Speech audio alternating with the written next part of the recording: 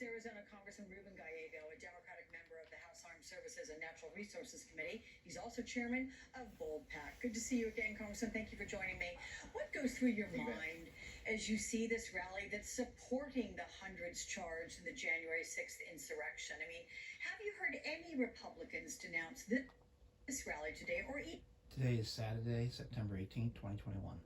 even strongly denounce anything that has happened since January 6th? Anyone besides Liz Cheney or Adam Kinzinger?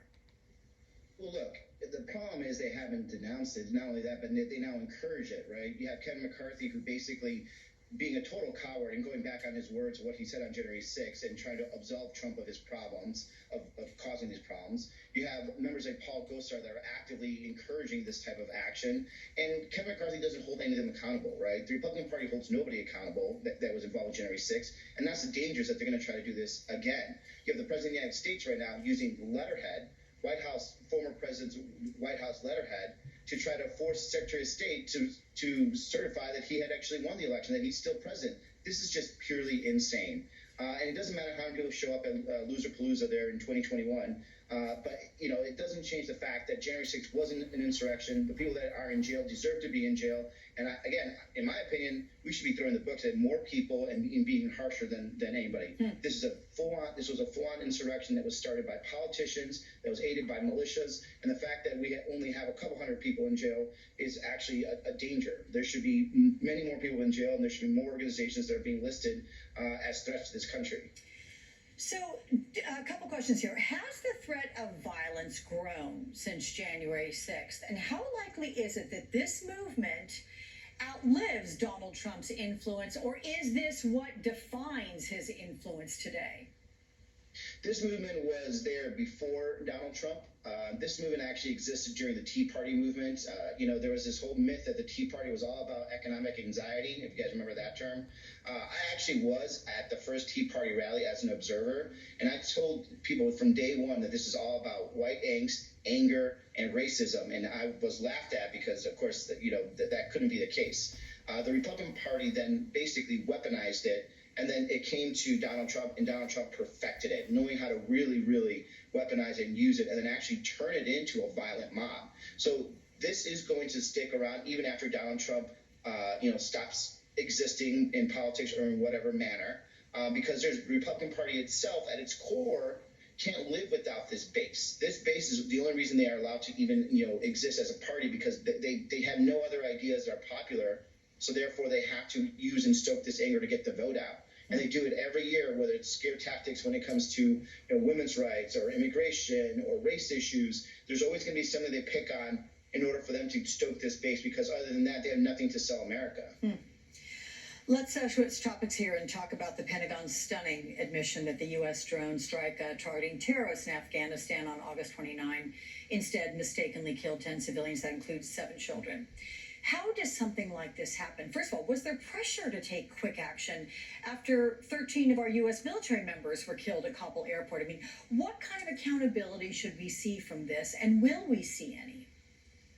Well, number one, I don't know if there was pressure or not. I certainly believe that there was pressure in the sense that they believed that ISIS-K was going to conduct another strike, and that may have led to the conclusions of what they did, in the sense that they were looking so hard for a target that they probably, I would say, in my opinion, just did a horrible call. I do think there has to be a full investigation on this, not just who made the decisions, but what was the actual thought process, what was the intelligence gathering, how was this all collected, and why it was done in this way. So once we do that, then yes, we have to see if there's accountability. If we need to hold somebody accountable, there are ways to do that within the UCMJ, Uniform Code of Military Justice, pardon me. But, like anywhere else, and had I been in this situation and when I was in Iraq, if we were involved in this type of action, and unfortunately this happens a lot in these types of wars, there's always an investigation and there always should be accountability. More importantly now, though, I think we did make the right call. These types of kill decisions need to be made at the higher level by Secretary Austin and not at the command level, which, I just don't think they have the full scope of view of a war or the situation in order to make decisions like this. Interesting. Stay with me, if you will, please. We're going to go to get an update on the situation at the U.S.-Mexico border. I'm going to come right back to you after we do that. So we have this breaking news, everyone. The Biden administration is working on plans to deport thousands of Haitian migrants from the southern border. And NBC's Morgan Chesky joins us again from Del Rio, Texas, with the latest from there. So, Morgan, how are officials managing this incredible increase of migrants at the border? Are they doing so successfully from what you can see?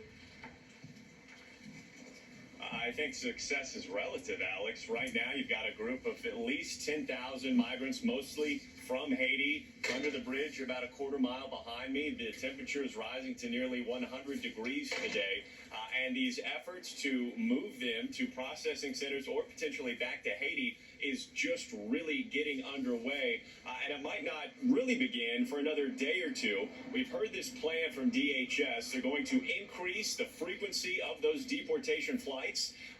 That will alleviate some of the overcrowding. And we do know that there are hundreds, if not thousands, that will be either bused or flown to other U.S. processing centers along the U.S.-Mexico border where they can make those asylum cases there. Keep in mind that they're saying the majority of the people under this bridge, Alex, are not those who immediately came here straight from Haiti, but have instead been living in South America, some for the past several years. And upon feeling, I guess, comfortable enough to make the trek at this point in time, or believing they may have a better shot at crossing into the United States, have ended up here at this port of entry that right now the federal government has shut down the bridge going into Mexico. All traffic, and that's anything from day-to-day business, is being relegated down to Eagle Pass, Texas, about 53 miles away from here. So that is the situation as it stands. I want you to hear what Homeland Security Secretary Alejandro Mayorkas had to say about what's happening here in his own words. Take a listen.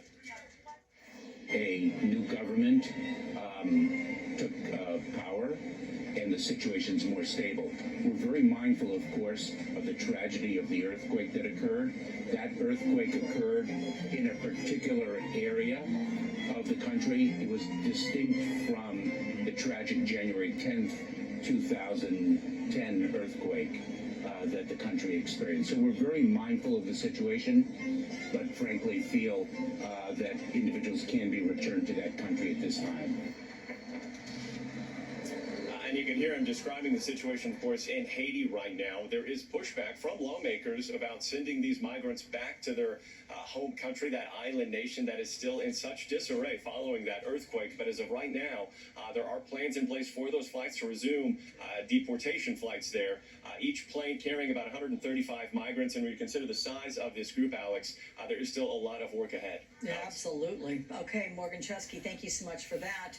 So we're going to bring back in Arizona Congressman Ruben Gallego with a question on all of this, Congressman. How much of a challenge is this presenting for the Biden administration, particularly at a time when it plans to bring in thousands of Afghan refugees? I mean, what's your assessment of how they're handling it? Well, look, and I want to make sure people understand that there are different refugee programs and refugee statuses, right? So the Afghan refugees that are coming in are not the same the same refugees that are coming through the southern border, right?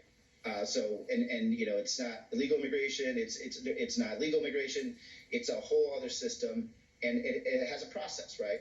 This is challenging for the Biden administration. It's challenging to any administration when you have this many people show up at the border asking for asylum. But I do think the Biden administration is actually doing the right thing. They're going to give these people their opportunity to request asylum. And if they meet all of those requirements, and then they will get that status, refugee status. Now, if they don't, then, you know, by law, then they have to be deported back. And it's, you know, I know it's hard for people to accept that. But at the end of the day, you know, if we don't follow these refugee processes, it's going to actually make our processes even more dull and less useful in the future. And so, you know, I think the best thing that we can do is to make sure that we have the right judges down there with the right advocates to actually help these Haitian migrants make their cases. And then, you know, those that actually fit the requirements for refugee status, we give them refugee status. And for those that don't, unfortunately, we have to send them back. And at the same time, it doesn't mean we have to be childless about this. We should be giving more aid to Haiti. We should be helping redevelop Haiti. But this is unfortunately just a case that's happening all over the world when it comes to refugee flows. Indeed. Arizona Congressman Ruben Gallego, thank you so much. Appreciate that. Thank you. Why haven't Republicans generally not condemned today's far-right rally? I'm going to ask legendary Washington Post columnist George Will about that. We'll also discuss his new book, American Happiness and Discontents, and his outlook on where this country is headed.